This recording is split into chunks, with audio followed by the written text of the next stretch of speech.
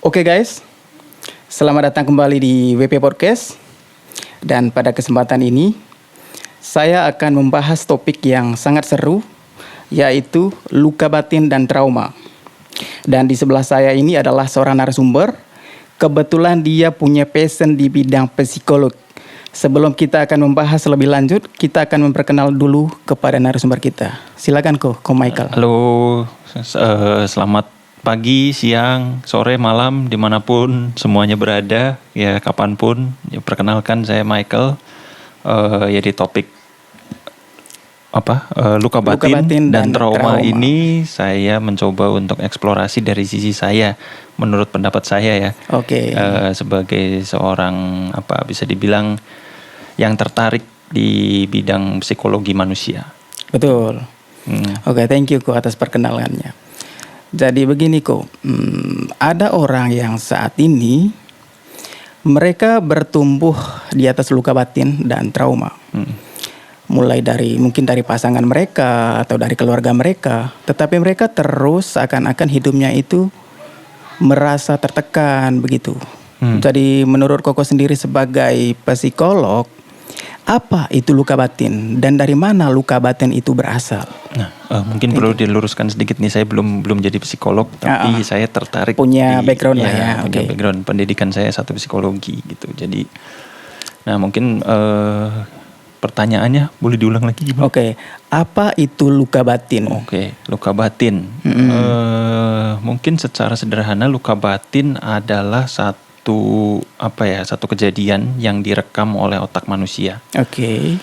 Dan itu menimbulkan satu bekas yang tidak enak lah di benak manusia itu, di baik pikiran ataupun di jiwa manusia itu. Seperti itu. Ibaratkan luka di tangan ya, luka fisik gitu ya. Luka fisik itu kalau misalnya tergores gitu kan ada bekasnya. Oke. Baik itu berdarah atau apa dan sakit kan. Nah, bayangkan luka itu terjadi bukan di fisik kita, bukan di tubuh kita, tapi di jiwa kita, di dalam. Dan ya sifatnya itu bukan di luar tubuh, tapi di dalam. Di dalam jiwa. Di dalam jiwa itu. Nah itu ya istilahnya luka batin itu balik lagi seperti bekas luka yang terjadi di dalam tubuh. Gitu. Bekas luka yang terjadi di dalam tubuh. Oke. Terus kau bilang tadi ada luka fisik, Jadi apa bedanya ketika seseorang itu mengalami luka batin fisik dan luka batin psikologis? Luka batin secara fisik, secara psikologis juga. Luka batin kalau misalnya sebutannya luka batin itu udah pasti psikologis. Udah pasti psikologis, tapi itu bisa berdampak ke fisik. Bisa berdampak ke fisik. Misalnya luka batin yang berdampak ke fisik ya, luka dari psikologis berdampak ke fisik nih. Orang ini anggaplah di kantor. Oke. Kita ambil situasi kerja ya. Di kantor dia merasa kecewa dengan rekan kerjanya atau dengan atasannya, dia stres, dia pulang ke rumah. Oke. Dia merasa bahwa kerjaan di kantor itu menekan dia tertekan lah segala macam. Nah, sampai ke rumah itu dia bisa pusing tuh. Pusing, oke. Nah, itu dari psikologis ke fisik. Dari psikologis ke fisik, oke. Jadi istilahnya di kantor dia stres atau istilahnya dia di kantor ada tekanan, pulang ke rumah dia pusing, dia mual, dia sakit gitu kan. Nah, itu luka fisik yang menyebabkan luka psikologis yang menyebabkan luka fisik. Oke. Nah, ada lagi kalau misalnya luka batin yang menyebabkan luka psikologis itu, misalnya dia tertekan, dia memiliki satu luka yang di dalam jiwa dia, tapi itu menyebabkan kondisi psikisnya tidak sehat. Oke. Contoh kok? Contohnya, misalkan dia tertekan, dia stres, dia istilahnya ada tekanan dari lingkungan sekitarnya. Ya. Dia memilih untuk mengurung diri, mengisolasi diri. Mengisolasi diri, dia tidak mau bergaul, dia mengurung diri, dan ya singkat cerita dia tidak mau bersosialisasi lah, dan dia merusak kondisi psikisnya sendiri. Gitu. Oke, kira-kira apa yang terjadi kok ketika misalnya luka batin sejak kecil misalnya terhadap pertumbuhan kita saat dewasa? Kira-kira apa dampaknya? Dampaknya kalau misalnya luka batin sejak kecil. Misalnya kalau luka batin sejak kecil itu pasti sedikit banyak disebabkan dari keluarga lah ya. Oke, dari keluarga. Oke, coba jelaskan kok. Ya, keluarga atau lingkungan terdekat kita lah, di rumah atau di sekolah gitu ya. Nah, bagaimana luka batin itu mempengaruhi kehidupan seseorang sampai dia dewasa. Oke. Misalkan pada saat dia kecil, umur anggaplah 1 tahun sampai 5 tahun, dia mengalami luka batin gitu ya, dari orang tuanya atau dari teman sebayanya, teman sekolah atau dari keluarga. Nah, itu akan berdampak ke kita pada saat dewasa, pada saat kita berinteraksi dengan orang lain.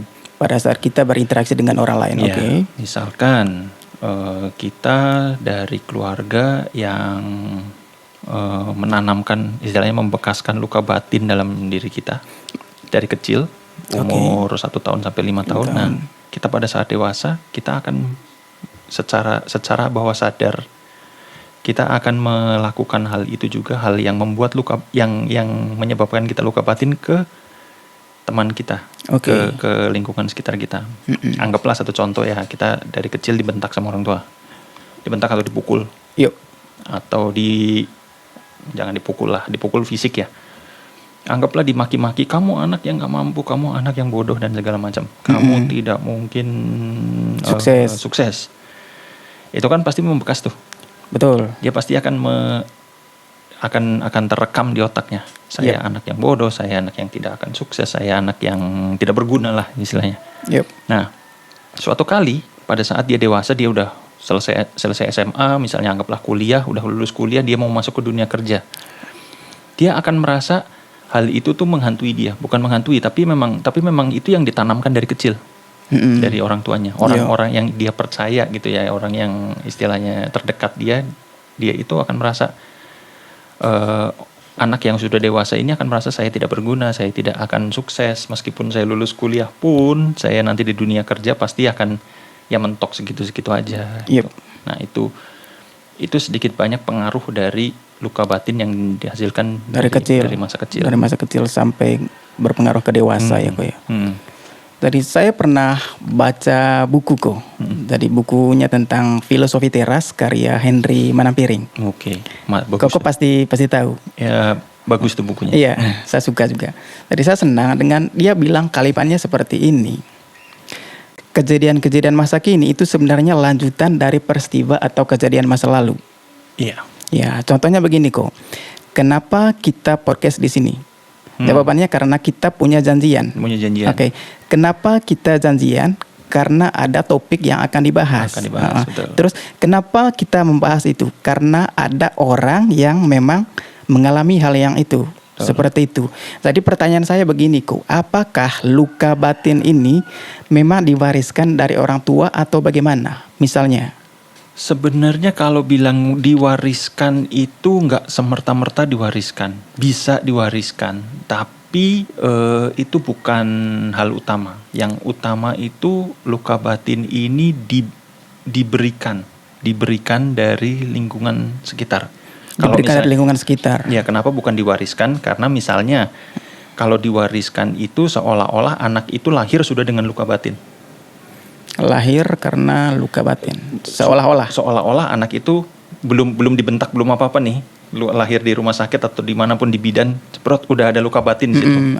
Tapi sebenarnya luka batin itu setelah anak lahir, dia mengalami, dia bisa mendengar, dia bisa melihat, dia mengalami, baru itu akan luka batin. Jadi bukan diwariskan sih, lebih ke dia menerima itu dari lingkungan sekitar. Berarti faktor lingkungan juga akan mempengaruhi seseorang. Iya, lebih besar daripada warisan. Orang tua. Mungkin lingkungan itu berpengaruh sampai 80% lah. Lingkungan itu berpengaruh sampai 80%. Warisan itu 20%. Berarti yang selama ini kita lihat misalnya kok ada orang yang bertumbuh dan setiap harinya itu masih mengalami luka batin, luka lama yang belum tersembuh lah gitu, mungkin dari orang tua atau dari pasangan. Ya, belum tersembuhkan. Iya. Dan bagaimana caranya untuk menyembuhkan luka batin ini, Ko? Agar luka batin itu sudah tidak ada lagi di dalam diri kita. Seperti itu contohnya. Mungkin saya bisa sebut ada 3 cara ya. 3 cara, oke. Ya, kalau misalnya bagaimana luka itu bisa sembuh, ada 3 cara. Yang pertama itu dari diri kita. Dari diri kita. Dari contoh, diri kita. Elaborasikan dulu, Ko. Ya, misalnya dari diri kita sendiri, ya kita memutuskan untuk udah selesai deh. Saya melupakan semua luka lama saya yang disebabkan orang tua, teman dan segala macam. Saya mending pilih untuk maju, mengembangkan diri, ya kan, melupakan masa lalu. Saya mau fokus ke masa depan. Saya mau jadi orang yang lebih baik. Seperti itu. Itu mindsetnya harus dirubah dari diri sendiri. Dari diri sendiri dulu, oke. Dari diri sendiri dulu ini penting karena yang dua berikutnya ini tidak akan terjadi kalau dari diri sendiri ini nggak akan sembuh. Nggak sembuh. Yang kedua adalah mungkin dari orang yang pernah menyebabkan luka batin ke dirinya dia. Oke, contohnya misalkan orang tua ke anak. Orang tua ke anak, misalnya orang tuanya itu yang menyebabkan luka batin ke anaknya, dia dalam satu waktu orang tua itu punya kesempatan untuk minta maaf sama anaknya. Misalnya orang tuanya sempat meneriaki anaknya dari kecil lah, kamu anak nggak berguna dan segala macam, singkat cerita seperti itu. Nah, anaknya beranjak dewasa, orang tuanya minta maaf tuh sama anaknya. Dulu bapakmu atau ibumu mungkin mengatakan sesuatu yang nggak baik tentang kamu, kami minta maaf. Mungkin itu masih bisa menyembuhkan. Masih bisa menyembuhkan, ya. Oke. Tapi balik lagi, kalaupun orang tua itu minta maaf, kalau dari dirinya sendiri belum bisa menerima, itu masih terngiang terus yang kata-kata terdahulu, itu akan sulit juga, akan ada tembok juga. Faktor yang belum bisa menerima maaf itu mungkin dari orang tua itu apa, kok? Penyebab apakah luka batin yang ia terima itu terlalu besar atau bagaimana? Mungkin terlalu besar, mungkin perkataan maaf orang tua itu lebih dilihat sebagai ini mah hanya sebatas perkataan, sebatas formalitas aja. Tapi yang dia ingat itu perkataan dia yang dulu. Yang menurut dia adalah perkataan paling jujurnya dia tuh, paling jujurnya orang tua dulu. Nah, itu. Balik lagi sih, kalau misalnya orang tua sudah minta maaf pun dari dirinya sendiri pun belum percuma. Ya bisa dibilang percuma. Masih melekat luka batinnya. Masih melekat. Makanya yang paling penting, yang paling pertama itu diri sendiri harus beres dulu. Beres dulu, oke. Nah, dari orang yang menyebabkan luka batin, bisa orang tua, bisa teman, pasangan semua, ya segala macam lah. Yang ketiga adalah untuk menyembuhkan luka batin kita bisa konsultasi dengan orang ketiga, misalnya psikolog, tenaga ahli lah, psikolog atau rohaniwan, ya, pastor ataupun kalau misalnya di gereja tuh ada gembala, pendeta atau pemerhati seperti itu ya, pemerhati jemaat. Seperti itu, teman gereja misalnya, atau teman-teman di lingkungan tempat ibadah seperti itu, atau sahabat itu bisa. Tapi balik lagi, sahabat semua, teman gereja semua, kalau dari dirinya sendiri belum beres, mau dipanggilin pemimpin agama tertinggi di dunia, nggak bakal mempan sama dia. Karena otaknya dia tuh udah, saya orang nggak berguna, saya udah ini mau siapa pendeta atau ustadz atau siapapun terbesar di depan dia ngomongin orang ini, dia akan tetap berpikir bahwa luka batinnya itu lebih besar daripada nasihat motivasi. Seperti itu ya, kok. Jadi kapan seseorang itu harus berkonsultasi ke psikolog? Atau apakah luka batin itu ada fasenya? Contohnya kok misalkan, atau levelnya, level 1 misalnya level stres, level 2 misalnya cemas, level 3 misalnya depresi. Menurut Koko bagaimana? Ya itu kalau mungkin saya jawab kalau dari level dulu ya. Kalau dari level-level itu masing-masing ahli, atau yang istilahnya kalau misalnya udah psikolog yang udah profesional itu bisa melevelkan sampai 7, sampai 3, sampai segala macam. Level luka batin. Banyak. Tapi singkat cerita, kalau misalnya ditanya kapan orang bisa berkonsultasi ya, itu balik lagi ke pertanyaan sebelumnya, kalau orang itu sudah bisa menerima dirinya sendiri. Kalau orang itu udah siap untuk berkonsultasi, dalam artian gini, kalau dalam dirinya sendiri pun dalam dirinya sendiri belum memiliki kesiapan untuk sembuh, dia mau konsultasi sama siapapun, pikiran luka batin, pikiran yang atau luka yang pernah itu tuh akan terus dipikirin. Jadi konsultasi mau sama siapapun juga pasti akan, bisa dibilang hanya 10% lah keberhasilannya. Hanya 10% keberhasilan. Bisa berhasil, cuman kecil. Karena balik lagi, singkat cerita gini lah, kalau kita datang ke dokter, sakit fisik nih ya, kita jangan pikir fisik, psikologi dulu. Kita sakit fisik, kita mau ke dokter, kan kita memang dari diri kita mau sembuh kan. Kalau diri kita, udahlah saya meriang-meriang aja, saya gak mau ke dokter. Mau diseret ke dokter gimana pun, dokter ngasih resep, ngasih obat, gak akan diminum sama dia.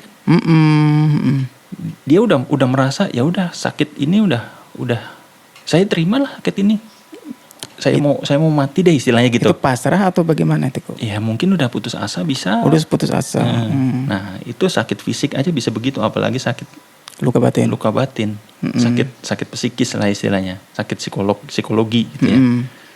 Jadi dia harus mau menerima dirinya dulu, mengakui bahwa dia ada luka batin, bahwa dia ada trauma, baru dia bisa ke psikolog.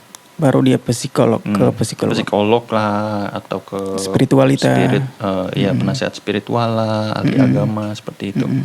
Berarti harus dimulai dari diri sendiri dulu. Betul. Tadi kalau belum bisa untuk memaafkan diri sendiri, jadi belum bisa berkonsultasi ke dokter gitu atau psikologis kayak gitu. Bisa, cuman keberhasilannya itu sangat kecil. Saya nggak berani bilang nggak akan mungkin gitu ya. Mungkin bisa terjadi kalau misalnya psikolognya itu cukup sabar, cukup teliti gitu ya, cukup istilahnya memperhatikan gitu, mungkin bisa ya. Ya, tapi itu sangat kecil karena dari dirinya sendiri yang belum bisa memaafkan. Belum bisa memaafkan.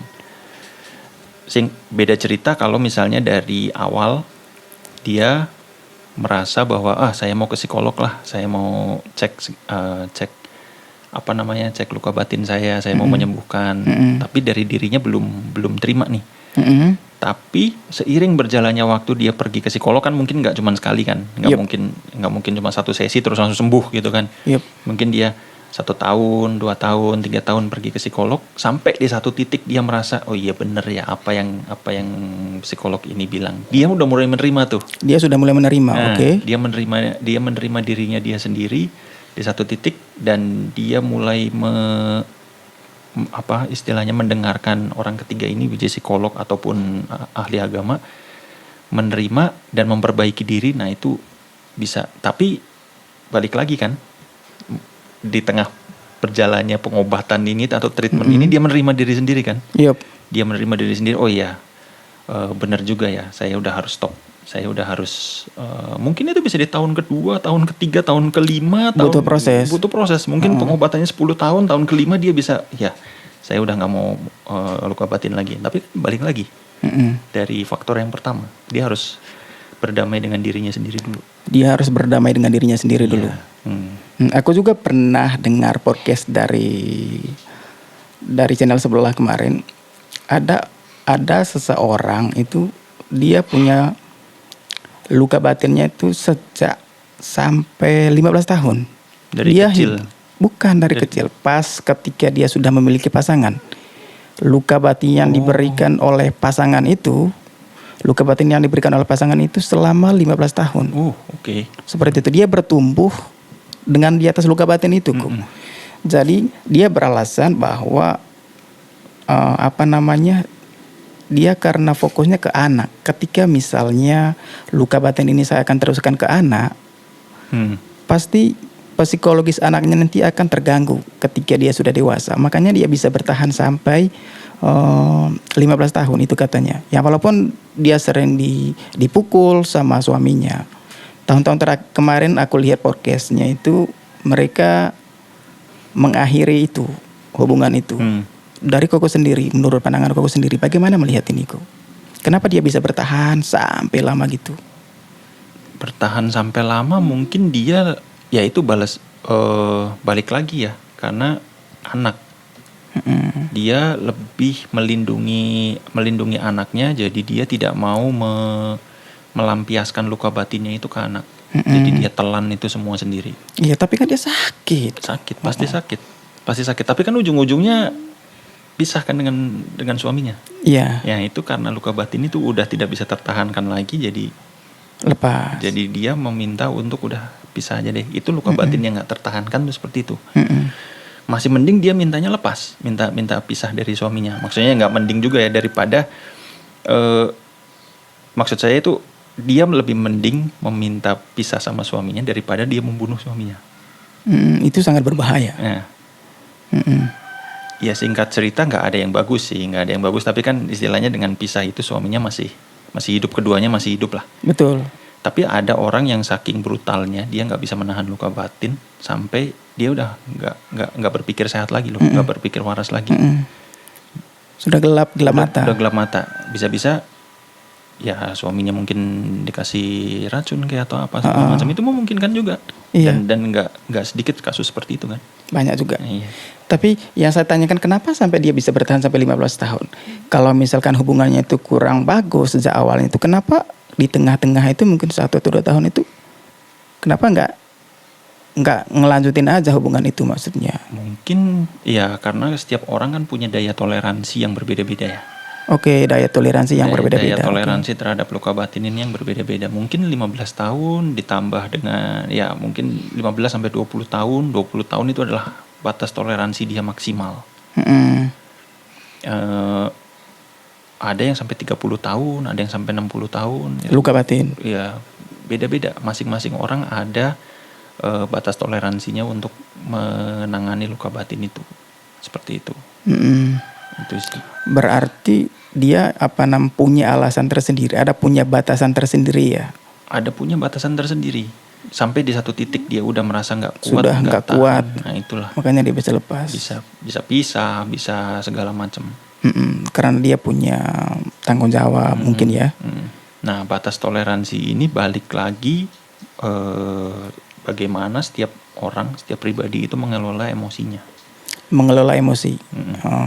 Mengelola emosi mungkin bisa 15 tahun, 20 tahun, mungkin dia bisa mengelola emosi selama 15-20 tahun itu dia tahu caranya bagaimana dia istilahnya begitu dapat hal yang tidak mengenakan dia bisa stress release gitulah istilahnya, bisa melepaskan di satu sisi melepaskan emosi, mungkin dia bisa melihat anaknya, bermain dengan anaknya, itu kan bisa meredakan juga tuh, mengendorkan syaraf-syaraf yang istilahnya dari suaminya dia dapat tekanan. Lalu kemudian dia di tengah tekanan itu dia istilahnya menerima dirinya, terus dia bermain dengan anaknya, itu dia bisa melepaskan emosi itu, melepaskan ketegangan. Melepaskan ketegangan dengan bermain dengan anaknya, begitu. Bermain dengan anaknya, makan dengan anaknya, membesarkan anaknya, nah itu bisa istilahnya memperpanjang daya toleransi itu. Yang tadinya misalnya kalau nggak ada anak, kalau nggak ada pelepasan emosi itu, nggak ada waktu rekreasi lah istilahnya, itu cuma 3 tahun. Ini jadi 15 tahun. Karena sampai berlama-lama begitu. Berlama-lama. Balik lagi ada daya toleransi sih. Ada daya toleransi seperti itu ya Ko ya. Betul. Itu karena dia punya tanggung jawab kayak dengan anak begitu. Oke. Bagaimana cara kita untuk berdamai dengan luka batin? Apakah kita melalui healing ataukah ada faktor lain yang bisa menyembuhkan kita atau berdamai dengan diri kita?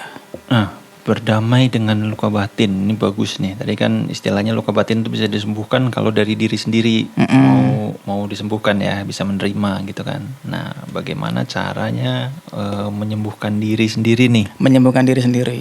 Betul. Ya yang pasti kalau misalnya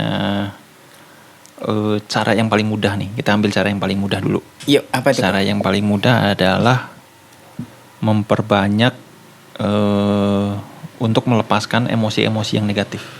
Melepaskan emosi-emosi yang negatif. Melepaskan emosi yang negatif. Dalam artian begini, misalnya kita sudah berkali-kali hidup dengan luka batin nih misalnya nih. Di rumah kita dapat tekanan, di tempat kerja kita dapat tekanan gitu ya. Nah, makanya zaman sekarang itu ada namanya me time, ya kan? Yup. Me time. Me time. Kita pergi sendiri ke pantai, kayak ke mall, kayak kemana sendiri, kita ya punya waktu untuk diri sendiri lah, untuk memanjakan diri. Untuk memanjakan diri, oke. Itu juga salah satu untuk istilahnya tidak menyembuhkannya. Ini bukan menyembuhkannya. Tidak menyembuhkan, oke. Dia hanya melepaskan ketegangan, Energi negatif. melepaskan emosi negatif. Yup.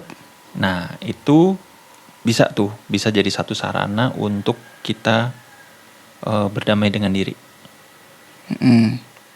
Itu bisa menjadi satu sarana untuk kita berdamai dengan diri. Bagaimana kita memiliki me time, bagaimana kita menyenangkan diri sendiri, seperti itu ya. Nah, di satu titik nanti kita akan merasa bahwa oh iya, ngapain juga ya kita stres ya. Bisa kok kita menikmati hidup, bisa kok kita liburan. Yup. Bisa kok kita pergi ke mall sendiri, misalnya makan makanan enak, seperti itu. Nah, atau misalnya yang selain orang pergi ke mall, misalnya menjalankan hobi, main musik, olahraga, ya kan, padel misalnya, atau apapun lah, futsal, atau hobi-hobi yang aneh mungkin selain main musik, bikin patung, seni, ngukir, apapun lah, oprek motor, variasi motor, ya kan. Itu bisa tuh untuk melepaskan ketegangan dari luka batin.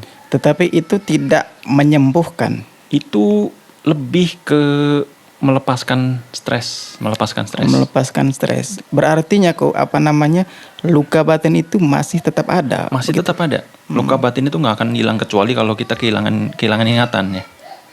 Tapi luka batin itu pasti akan ada. Luka batin itu pasti akan ada.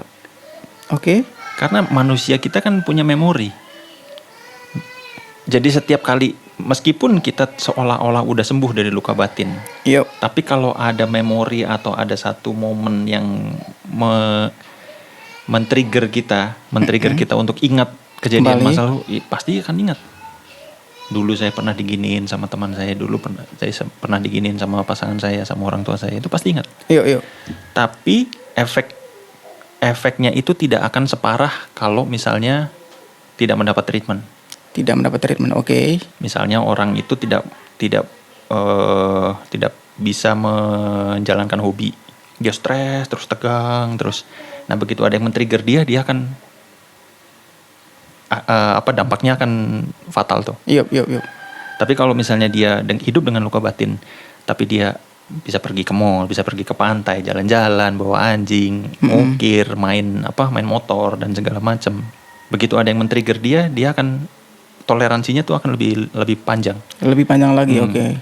Karena meskipun dia teringat, wah saya ada luka batin nih, tapi ya udahlah, bawa happy aja, bawa ngoprek motor lah, bawa variasi motor yuk. Iya, oke. Bawa istilahnya ngopi sama teman-teman gitu. Nongkrong gitu. Itu akan bisa meredakan. Tadi kok bilang tuh luka batin itu tidak bisa disembuhkan. Lalu apa peran psikolog misalnya? Apakah mereka tidak bisa menyembuhkan luka batin seseorang? Menyembuhkan luka batin itu sangat susah karena orang itu punya memori. Peran psikolog itu lebih ke mengurangi dampak negatif. Oh, mengurangi dampak negatif. Bukan berarti menyembuhkan. Bukan berarti menyembuhkan. Seolah-olah kelihatannya menyembuhkan. Yep. Tapi peran psikolog itu lebih ke bagaimana membuat orang itu berdamai dengan dirinya. Sampai dia merasa bahwa ya udah, saya hidup dengan luka batin, tapi saya terima itu bagian dari kehidupan saya dan saya tidak mau merusak diri saya atau merusak orang lain dari luka batin itu. Itu peran psikolog. Itu peran orang ketiga lah istilahnya. Peran orang ketiga, bukan berarti untuk menyembuhkan. Menyembuhkan susah. Menyembuhkan itu bagaimana menyembuhkan? Karena luka itu tuh udah, ya balik lagi, menyembuhkan bisa kalau dia hilang ingatan dari masa lalu. Dari kejadian masa lalu gitu. Kejadian masa lalu. Karena nggak mungkin orang kalau yang tidak hilang ingatan ya. nggak mungkin orang itu bisa lupa akan luka Kejadian. batinnya. Berarti bagaimana cara kita untuk merawat luka batin itu? Ya. Merawat, berdamai dengan luka batin. Berdamai dengan luka batin, berdamai dengan diri sendiri. Berdamai dengan luka batin, berdamai dengan diri sendiri. Oke. Karena ya balik lagi, luka batin itu tidak akan hilang kalau misalnya kita lari ke sisi spiritual lah ya. Yuk. Luka batin itu diizinkan mungkin sama Tuhan untuk ada di dalam diri kita, untuk nantinya kita tumbuh menjadi seseorang misalnya. Dalam artian misalnya kita ditanamkan satu pikiran bahwa kamu tidak berguna, kamu anak yang kurang ajar dan segala macam. Mungkin itu ditanamkan di pikirannya kita, di pikiran kita nih, di jiwa kita. Itu mungkin tujuannya untuk kedepannya kalau kita jadi orang yang udah sukses, kita tetap nggak sombong nih. Nah, kita istilahnya terngiang hal itu. Dulu saya pernah dicela begini gitu. Singkat cerita ada hal-hal tertentu yang memang diizinkan untuk kita alami biar kedepannya kita nggak. Meskipun ada juga orang yang menjadikan luka batin itu bensin ya untuk jadi sombong, untuk jadi jahat kedepannya, untuk balas dendam dan segala macam. Tapi dengan dia kedepannya menjadikan luka batin itu bensin untuk dia sukses lalu balas dendam, menyiksa orang lain, itu bukti bahwa dia belum berdamai dengan luka batinnya. Dia masih merasa luka batin. Pokoknya bagaimana orang itu bisa berdamai dengan luka batin adalah dia menghasilkan dampak yang positif. Meskipun hidup berdampingan dengan lukanya dia. Tapi dia menghasilkan dampak yang positif. Dia tidak membunuh orang lain misalnya, melukai orang lain. Dia tidak melukai diri sendiri. Begitu dia sukses pun, dia merasa bahwa dulu saya pernah diginiin sama orang tua, saya tidak mau melakukan hal yang sama terhadap orang lain. Nah, itu adalah orang yang berdamai dengan luka batin. Gak sembuh. Tetap ada. Tapi justru luka batin itu menjadikan dia berperilaku yang positif terhadap orang. Nah, itu. Luka batinnya gak sembuh. Batinnya gak sembuh. Dia masih ingat tuh. Dia masih ingat, saya dulu pernah dibully teman saya, pernah dihajar orang tua saya. Tetapi ketika dia mengingat hal itu, dia tidak merasa sakit. Tidak merasa sakit dan tidak merasa dendam. Tidak merasa dendam karena dia sudah berdamai. Dia tidak menghajar orang, dia tidak memperlakukan apa yang dia dulu diperlakukan orang tuanya balas dendam maksudnya ke orang lain. Misalnya dia jadi pimpinan di perusahaan, terus dia merasa dulu saya sama orang tua saya dipukulin dan segala macam. Nah, dia mukulin karyawannya gitu enggak? Karena dulu saya dipukulin, saya nggak mau memukulin karyawan saya atau anak saya. Saya melakukan hal yang lebih baik. Saya melakukan ini. Nah, itu luka batinnya tetap ada tuh. Karena dia ingat kan? Dia mengingatkan itu, tetapi dia tidak merasa tersakiti. Iya. Gitu. Wow.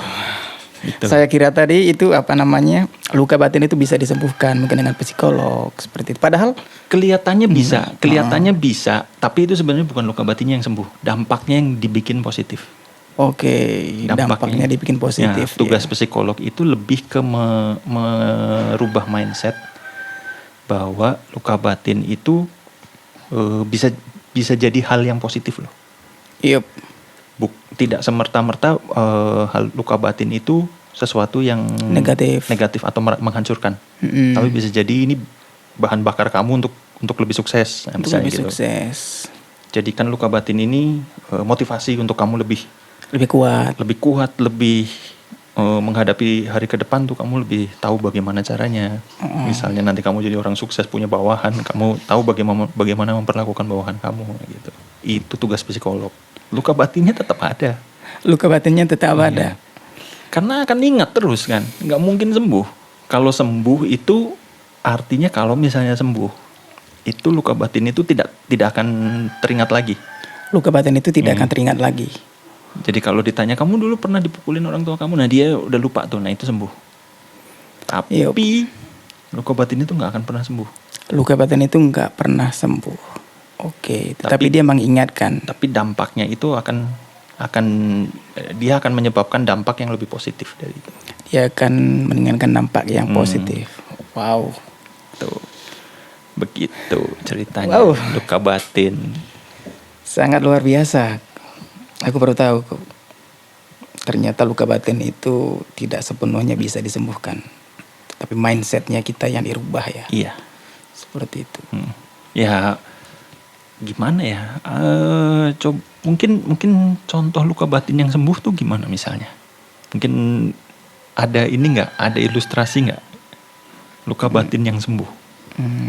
Belum ada sih. Kalau audiens bagaimana? Yang itu. Luka batin yang bisa disembuhkan.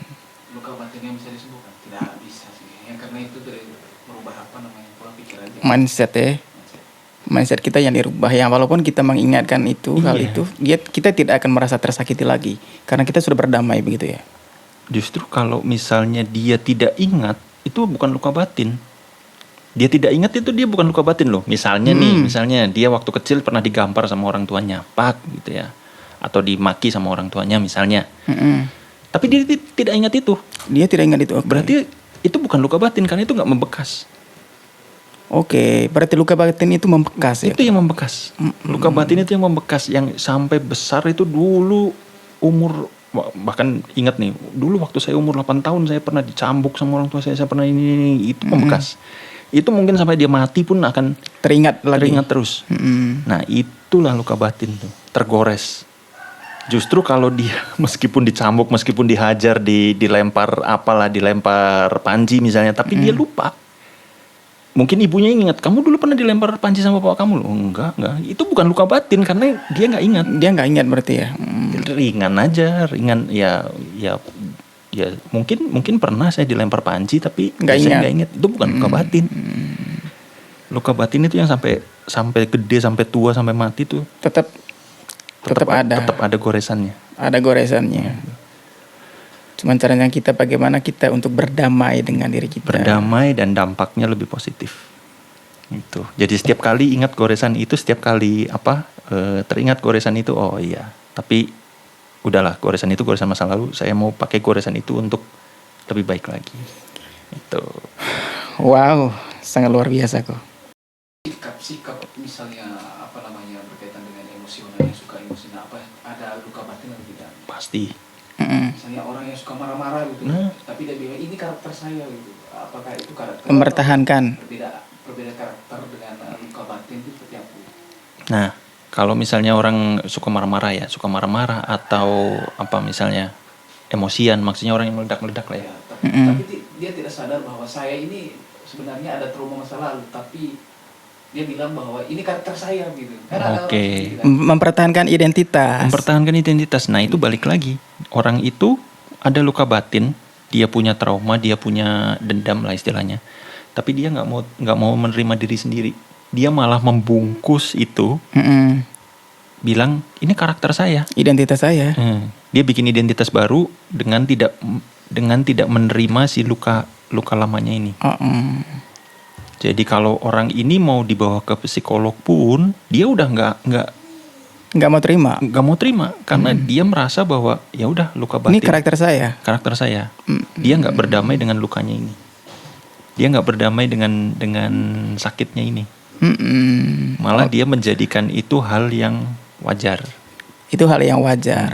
Oke. Nah itu menjadikan hal yang wajar lah. Bagi dia. Ketika dia belum bisa berdamai. Dibungkusnya dengan ini karakter saya, ini kebiasaan saya dilahirkan dengan begini segala macam. Nah itu bagian dari luka batin juga sih. Bagian dari ya mungkin ketegangan yang nggak terselesaikan. Wow. Makanya orang itu marah-marah, dia dendam, dia punya satu dendam yang nggak terselesaikan. Jadi dia melampiaskan itu ke orang lain. Marah-marah, mukulin orang, ya kan? Itu yang saya katakan tadi dari awal. Apakah luka batin itu diwariskan dari keluarganya dia atau bagaimana, yang bisa diteruskan ke anak misalnya tadi, sama seperti di lingkungan kerja itu tadi, misalkan ke karyawan, kayak gitu. Sebetulnya kalau diwariskan itu mungkin enggak ya. Enggak ya. Enggak diwariskan. Berarti hanya dia sendiri yang belum berdamai. Iya. Anggaplah seperti ini, anggaplah karena dulu pernah ada satu kejadian. Istilahnya ada suami istri. Suaminya ini adalah orang yang pemarah. Yup. Ya. Istrinya ini lembut sekali. Singkat cerita, suami istri ini pisah dan sebelum pisah istri ini udah hamil. Udah hamil Sebelum anak bisa, mereka. istrinya sudah hamil, oke. Begitu pisah, istrinya ini melahirkan kan. Anak ini nggak pernah ketemu dengan ayahnya. Oke. Anak ini nggak pernah ngelihat sosok ayahnya, marah-marah ayahnya itu seperti apa. Dia tumbuh dengan Ibunya. sikap ibunya loh, dengan sifat ibunya. Mm-mm. Ya singkat cerita, mungkin karena anak ini nggak pernah ngelihat ayahnya marah-marah, jadi dia nggak mempelajari marah itu kayak gimana. Dari karakter orang tuanya dia. Oke. Ya, jadi kalau misalnya luka batin itu diwariskan, meskipun anak ini nggak pernah ketemu dengan ayah, Orang tuanya. Oke. dengan ayahnya lah, oke. spesifik ayahnya karena yang pemarah, anak ini pasti akan memiliki sifat pemarah, meskipun ibunya selembut apapun, pasti akan. Dia diwariskan dari ayahnya, karakter ayahnya. Iya, kan. Tapi itu bukan ya diwariskan, tapi kalau nggak diaktifasi sama lingkungan, dia nggak akan aktif gitu loh. Singkat cerita mungkin gen ayahnya ini ada di anaknya. Yup. Tapi kalau lingkungannya ini tidak memfasilitasi sifat dasar pemarahnya ini untuk muncul, Yup. dia nggak akan muncul. Oke. Dia dekatnya dengan ibunya yang halus, terus lembah lembut terus. Nah dia belajar tuh, oh manusia tuh seperti ini ya, oh orang tua tuh seperti ini ya. Nah dia akan jadi lemah lembut tuh. Tuh. Oke. Tapi mungkin pada saat lingkungannya ini mengaktifasi sifat ayahnya, sifat warisan ayahnya, mungkin dia akan marah juga. Mungkin dia akan jadi pemarah juga, tapi dia akan balik lagi nih, dekatnya dengan ibunya nih. Lingkungan terdekatnya ibunya. Ibunya, oke. Pasti dia lembut lagi. Meskipun ada pemarahnya, tapi dekatnya dia dengan lebih ibu. dekatnya sama ibu. Ya. Jadi kalau misalnya luka batin itu bukan diwariskan sih, lebih dari lingkungan. Lebih dari lingkungannya. Oke. Lebih dari bagaimana lingkungan membentuk dia. Ibaratkan manusia itu dilahirkan kayak selembar kertas putih. Oke, selembar. Masih putih nih. Yep. Nah, lingkungannya yang ngasih warna ke dia. Lingkungannya yang ngasih warna ke dia. Hitam lah, merah lah, apa segala macam. Nah itu. Nah, lingkungan terdekatnya dia yang kasih warna ke dia. Nah, akan jadi lukisan seperti apa? Nah, itu lingkungannya itu. Tergantung lingkungannya dia. Wow, menarik. Ada pertanyaan lagi dari audiens? Ada? Lanjut aja dulu. Lanjut. Setelah kita membahas luka batin tadi, kita masuk ke trauma. Oke, kita langsung tanya lagi ke Ko Michael.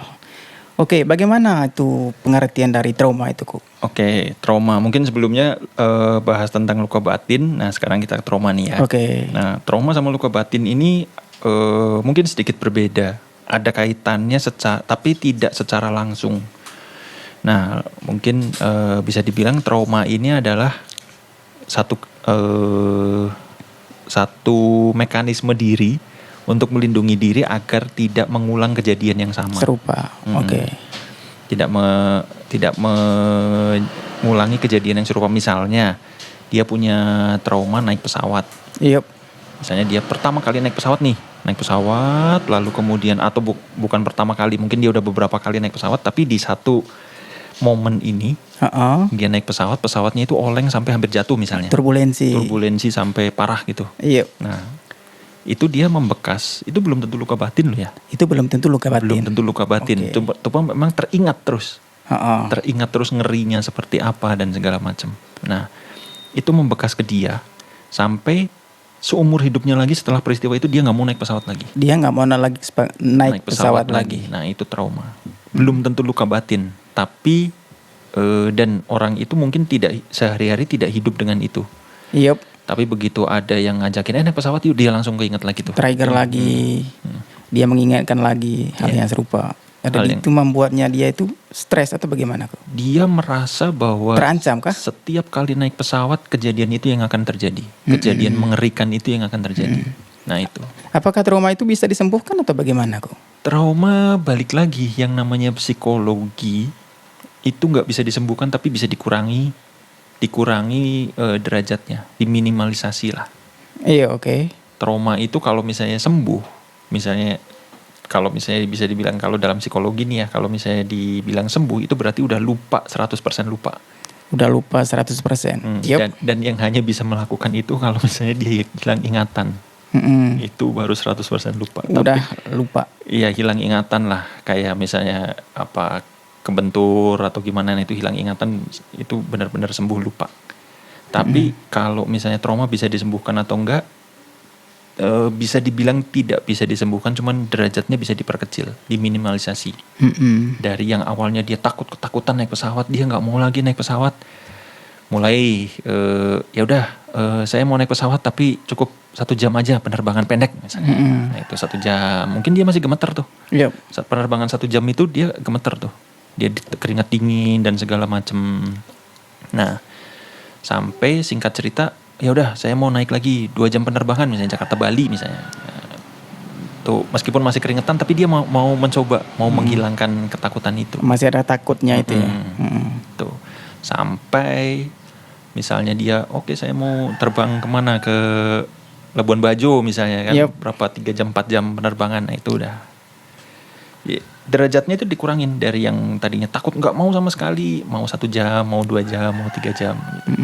Dia perlahan ya. Perlahan. Oke. Tapi ada yang bener-bener sampai matinya pun dia tetap nggak mau. Tidak mau sama sekali. Tidak mau naik pesawat sama sekali misalnya. Itu trauma.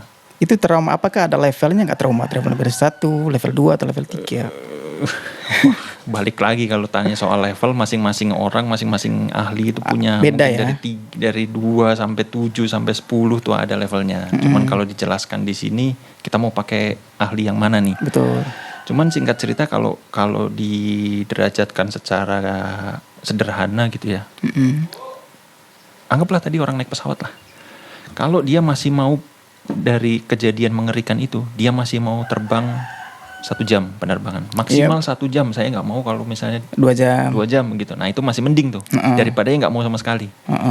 Atau orang yang punya kejadian mengerikan itu dia mau maksimal saya 4 jam. Nah itu derajatnya bisa di situ aja, diambil dari situ. Ada yang mau 1 jam aja, ada yang mau 4 jam aja, ada yang mau maksimal 6 jam aja. Nah itu kalau misalnya 6 jam berarti dia traumanya tidak sebesar yang tidak mau sama sekali. Seumur hidup. Nah itu sih. Oke, mungkin ada pertanyaan dari audiens. Silakan. Next. Bagaimana cara mengatasi apa itu, Pak? Kemarin kayak mengatasi biar sedikit-sedikit menghilang trauma itu, misal video atau apa, mendengar cerita orang kan. Oke, cara menghilangkan trauma. Mungkin nggak menghilangkan trauma lah ya, meminimalisir dampak negatif dari trauma. Yaitu balik lagi sama kayak luka batin. Itu 3 cara. Dari diri sendiri dulu. Orang itu dari diri sendirinya dulu. Dia mau menghilangkan trauma itu nggak? Orang yang mau terbang, dia cukup berani untuk ya udah, gue mau terbang 1 jam. Itu dari dirinya sendiri loh yang mau. Yep. Meskipun teman-temannya bilang, kamu 1 jam yuk, 1 jam, tapi dari dirinya sendiri nggak mau. Gue seumur hidup nggak akan mau terbang lagi, bahkan 1 menit pun nggak mau. Ya susah. Dari dirinya udah nggak mau ini sendiri, udah nggak mau inisiatif sendiri. Atau dari misalnya orang terdekat, orang tua, atau ya orang terdekatnya dia lah, lingkungan terdekatnya, atau dari orang ketiga. Itu mana yang lebih berat kok? Apakah luka batin itu atau trauma tersendiri? Terus bagaimana solusi yang terbaik antara kedua itu, kejadian itu dalam kehidupan sehari-hari? Terberat, wah itu balik lagi masing-masing dari pribadi tuh. Oh, dari pribadi. Kalau dari saya pribadi, ada orang yang dia memiliki luka batin dan juga punya trauma, tapi yang mengganggu hidupnya dia itu traumanya. Dia punya luka batin, ada juga traumanya. Iya, tapi luka batinnya dia itu tidak memberikan dampak sebesar traumanya. Oke. Singkat cerita dia punya trauma sama Luka batin. bukan. Dia punya trauma sama anjing. Oke. Dia pernah dicakar anjing lah istilahnya. Dia waktu kecil itu dia pernah dicakar anjing. Digigit mungkin iya, tapi pokoknya dia pernah luka sama anjing. Yep. Ya. Dia ada luka batin juga karena kejadiannya mirip. Jadi singkat cerita karena dia digigit sama anjing, dia diajakin sama temennya. Ya singkat cerita kamu jadi anak kecil banget sih, lemah banget sih sampai misalnya anjing itu bisa naikin kamu, bisa gigit kamu dan segala macam. Nah itu luka batinnya dia merasa dirinya itu selemah itu. Oh, dianggap remeh. Tapi dia bisa menerima diri bahwa luka batin itu tidak memberikan dampak senegatif traumanya. Traumanya itu dia tidak mau dekat-dekat dengan anjing sama sekali. Itu traumanya dia. Ya walaupun ada trauma dan ada luka batinnya. Tapi luka batin itu tidak membuat dia dendam, tidak membuat dia benci sama teman-temannya gitu enggak. Iya. Tapi traumanya itu dia melihat anjing itu udah takut. Takutnya berlebihan gitu. Takutnya akut ya. Takut kejadian yang mungkin 30-40 tahun lalu terulang lagi. Masih terulang lagi. Tapi luka batin ejekan teman-temannya itu nggak ngaruh buat dia. Dia sudah sembuh lah ya. Iya sudah dampaknya itu udah minimal. Sudah menerima semuanya itu. Oke. Ya, nah itu. Jadi kalau ditanya luka batin sama trauma lebih berat yang mana tergantung pribadinya. Okay. Ada yang orang luka batinnya itu dampaknya lebih negatif daripada traumanya. Jadi begini Om, kenapa anak-anak zaman sekarang ya dengan anak-anak zaman dulu itu, kalau anak sekarang itu gampang sekali istilahnya ada luka batinnya ya. Kalau anak zaman dulu itu kan ya kita kan sama-sama manusia ya, tentu tidak ada bedanya begitu. Tapi kok anak-anak zaman sekarang itu lebih gampang luka batinnya? Aduh, itu agak berat jawabannya karena gini. Bisa jadi istilah luka batin itu cuman dipakai untuk apa ya? Untuk FOMO istilahnya buat apa ya? Sebetulnya itu bukan luka batin. Tapi anak-anak mendramatisir gitu. Yep. Oh, saya luka batin nih. Atau misalnya apa? Saya butuh healing, saya mental illness. Nah, mental illness tuh sering dipakai tuh kan? Apa? Sakit mental. Padahal itu bukan sakit mental, hanya didramatisir. Didramatisir. Jadi kalau misalnya mungkin anak-anak sekarang kenapa banyak yang pakai istilah luka batin gitu ya? Mungkin itu lebih ke mereka yang menganggap tekanan itu yaitu luka batin. Tapi padahal luka batin itu jauh lebih ekstrim lagi lah lebih ya. Lebih ekstrim. Kalau kerasukan itu termasuk luka batin nggak sih? Atau trauma? Kerasukan. Ya. Kerasukan setan. Dialami oleh anak sekolah gitu ya kan? Kerasukan. Oke, kita bicara dari dua hal lah ya. Kita bicara dari kerasukan yang misalnya setan gitu atau? Anggaplah kalau dari sisi mistis spiritual lah ya. Mistis spiritual ada yang kerasukan setan, ada yang singkat cerita dia mungkin melamun dan segala macam. Nah, yang kedua adalah kalau misalnya kerasukan itu bisa jadi itu hubungannya sama luka batin ya. Kayaknya beda ya. Atau? Pasti luka batin dong. Enggak juga. Ada trauma yang berulang-ulang jadi dia pikir dan jiwanya dia itu tidak bisa menerima dan blank. Oke. Jadi itu balik lagi kalau misalnya jiwanya dia blank, misalnya tidak kuat menerimanya lah. Atau bagaimana? Gini. Kalau misalnya kerasukan itu kan misalnya pada saat otak kita kosong nih. Yeah. Kalau misalnya tadi dibilang blank itu pada saat kita lagi benar-benar kosong nih. Kita lagi nggak mikir apapun. Kalau kita ada luka batin, itu kita justru lagi memikirkan luka itu. Bagaimana kita sembuh gitu. Jadi istilahnya otak ini masih bekerja nih. Masih sadar kan? Nah, kalau misalnya lagi blank itu otaknya lagi kosong. Bekerja dengan apa? Tahap yang minimal banget. Yep.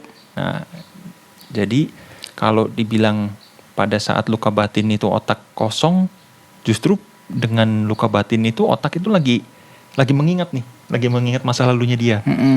Gue dulu disakitin sama temen, gue dulu disakitin orang tua, gimana ya biar saya bisa balas dendam. Otaknya justru lagi mikir nih. Nah, mungkin yang kedua adalah tadi kan yang mistis spiritual itu ya, kerasukan setan karena kosong. Yang kedua mungkin ini lebih ke ekspresi yang tidak ekspresi yang belum tersalurkan. Belum keluar Belum, energinya. Oke. belum tersalurkan. Yup. Jadi singkat cerita dia itu punya satu keinginan. Yup. Punya satu keinginan yang nggak tersampaikan lah istilahnya ya. Memendam ya. Memendam. Jadi dia di satu titik dia udah nggak bisa menahan lagi keinginan Yup. itu. Jadilah dia Bombing. dan dia itu nggak sadar. Mm-mm. Dan hal itu tidak disadari sama dia. Itu. Karena ada keinginan dia mungkin yang terpendam. Ada gitu keinginan terpendam, ada hal-hal keinginan terpendam ini bukan cuma keinginan mau beli motor atau mau beli materi aja ya. Misalnya keinginan akan kenyamanan. Kenyamanan. Misalnya dia belum punya tempat tinggal yang layak misalnya menurut standarnya dia misalnya, atau dia belum bisa mencapai prestasi tertentu menurut standarnya dia. Yep. Nah dia merasa itu saya masih belum layak sampai di satu titik dia nggak bisa menahan itu lagi, jadilah seolah-olah kelihatannya kayak kesurupan, kayak teriak-teriak dia, kayak seperti orang orang nggak sadar, teriak-teriak, banting-banting barang atau apa, singkat cerita itu. Tapi itu dari sisi dari sisi psikologisnya yang ada hal-hal yang dia masih ngeganjel.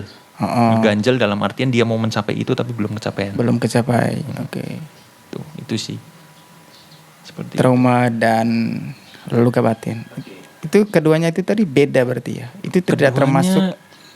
Mungkin kalau misalnya rumpunnya sama Okay. dari kejadian tidak mengenakan lah ya. Tapi jalurnya beda. Kalau luka batin itu manusia itu bisa hidup sehari-hari dengan luka batin itu. Oke. Di kantor, di sekolah, dengan apa dia terngiang-ngiang terus tuh. Itu mempengaruhi sifatnya dia. Yep. Mempengaruhi sifatnya dia. Jadi dia misalnya orang yang punya luka batin sering dibentak sama orang tuanya. Atau misalkan kalau misalnya dia mau ngomong duluan, kalau dia mau mengucap sesuatu sama orang tuanya udah dibentak duluan. Kamu nggak usah ngomong, kamu nggak punya hak ngomong di sini. Iya. Nah, tertekan. Nah itu terbawa sampai kehidupannya dia. Di sekolah, di kantor. Mungkin dia mau di dalam satu rapat gitu ya, atau satu diskusi gitu, dia mau mengucapkan sesuatu itu ide. takut. Dia akan takut di situ karena dia punya luka batin yang belum sembuh. Ya, yang belum sembuh, di mana orang tuanya itu selalu kamu jangan ngomong, kamu diam aja, kamu segala macam. Iya. Itu terbawa terus di kantor, di sekolah, di mana segala macam. Nah, tapi kalau trauma itu belum tentu orang itu hidup dengan trauma. Oke.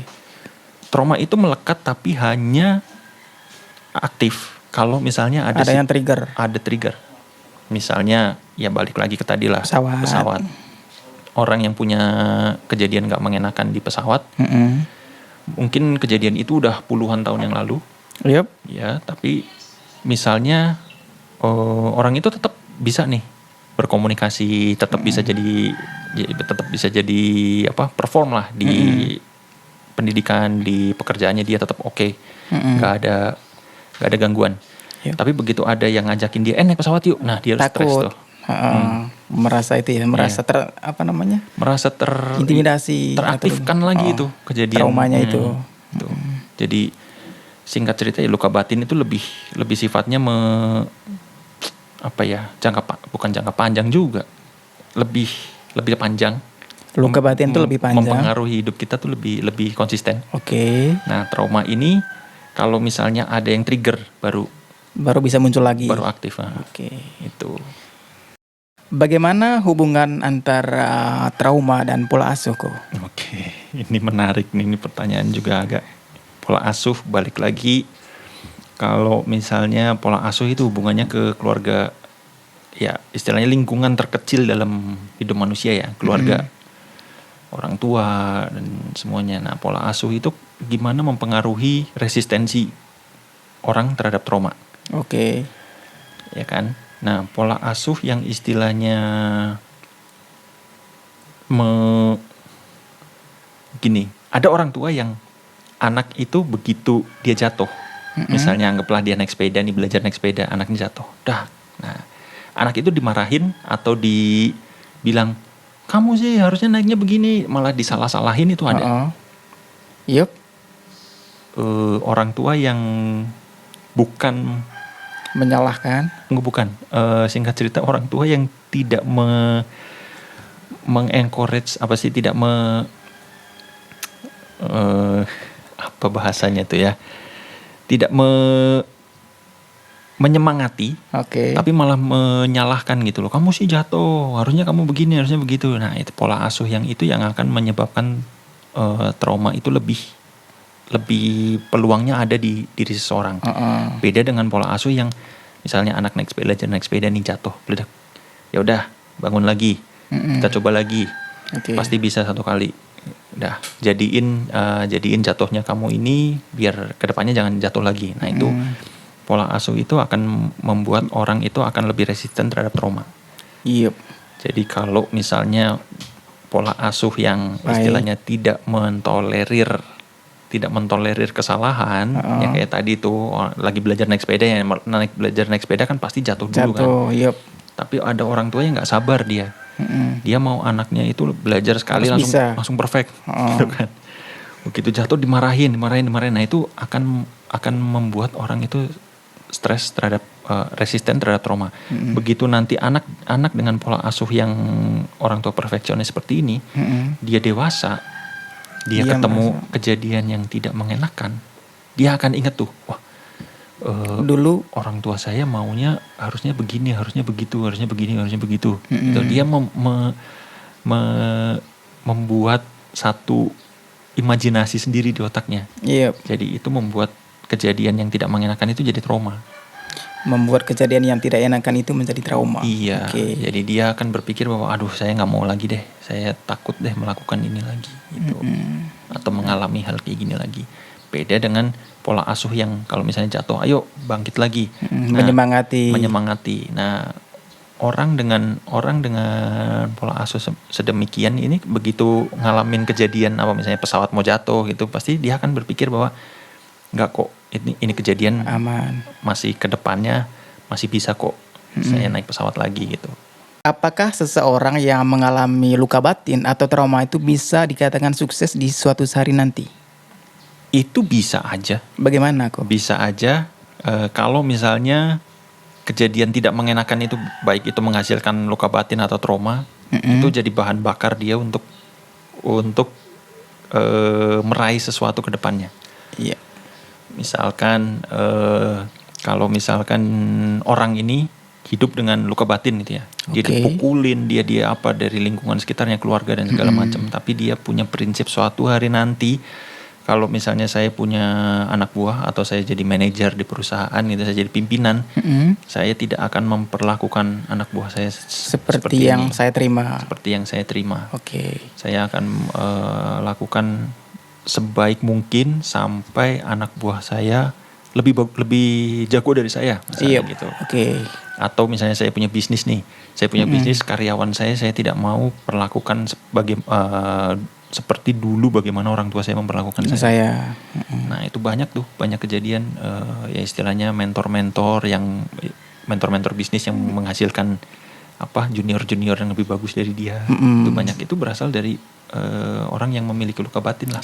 Orang yang memiliki luka batin. Jadi dia mengembangkan anak buah karyawannya itu lebih bagus dari dia justru. Lebih terkenal, lebih bagus.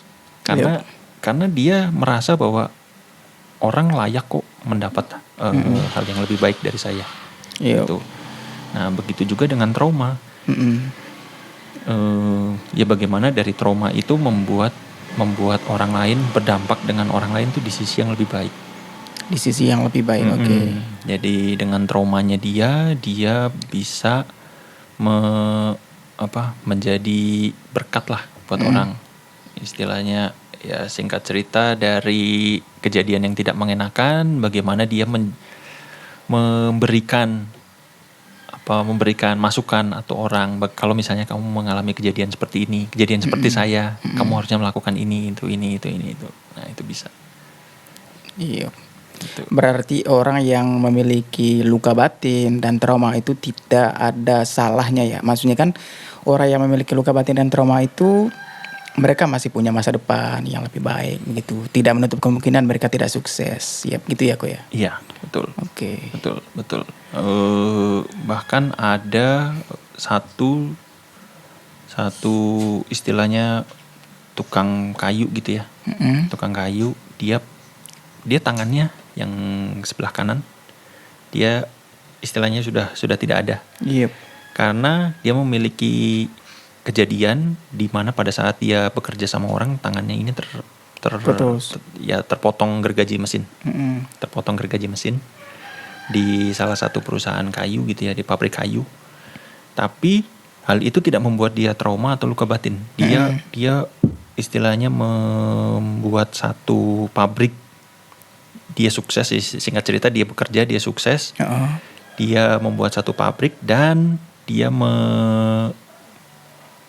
meminimalisir kejadian agar karyawan ini tidak seperti dia, tidak terpotong. Jadi semua alatnya itu, gergaji mesin apa semua itu terlindungi lah.